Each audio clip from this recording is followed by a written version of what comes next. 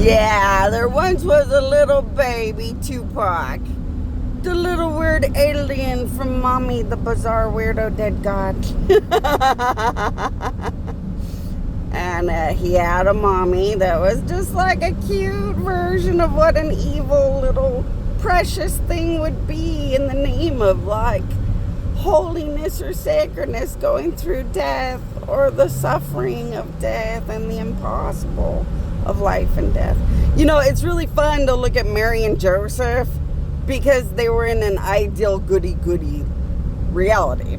And yeah, the devil and bad people did things, but like they had that goody-goody bravery and God loves me.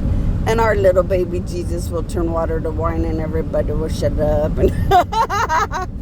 And Mary and Joseph didn't take as much flack as Jesus because, of course, Jesus put a lot of his power into spoiling them. And, you know, so like it's not very realistic. Tupac's mom is a little more realistic, you know, life and death. The severity of how much the devil can hurt you more when you have to be among very bad things and easily could fail and do anything wrong. And like, you know, life can be scary. You know, but, you know, that's why they're called the biggest badass ones. Evil gods of goodness, you know, are the most impossible. They walk among evil, bad enemy gods and are that invincible.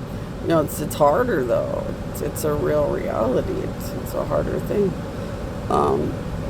They wouldn't call temptation if it was easy to always do what's good and right for most things. You know, but I wanted to talk about Snoop Doggy Snoop. Little Snoop Dogg, when he was a little baby, loved little baby Tupac. So I would visit my son Tupac as a weird omnipresence of my ghostiness.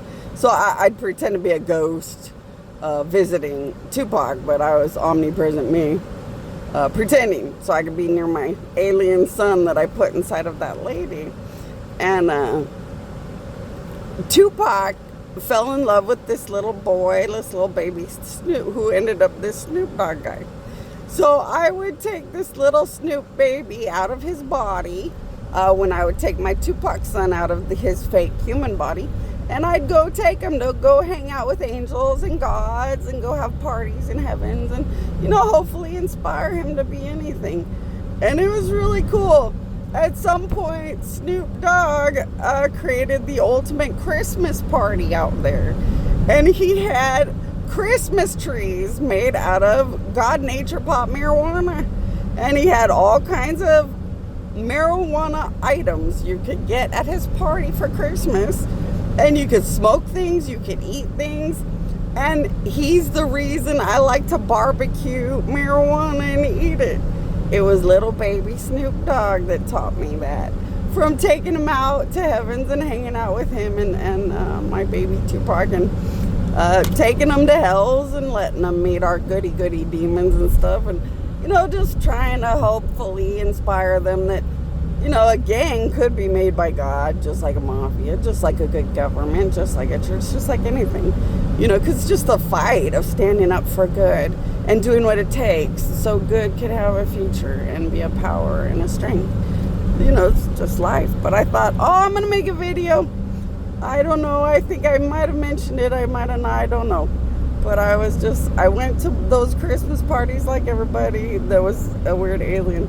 Oh man, the things he could make out of pot. It was fun. Of course, I wasn't as good as everybody else. Like when it came to the smoking part, boy, that little Snoop Dogg, he loved not being in his human body. Because when you're not in your human body, you can take pot smoking a lot happy farther.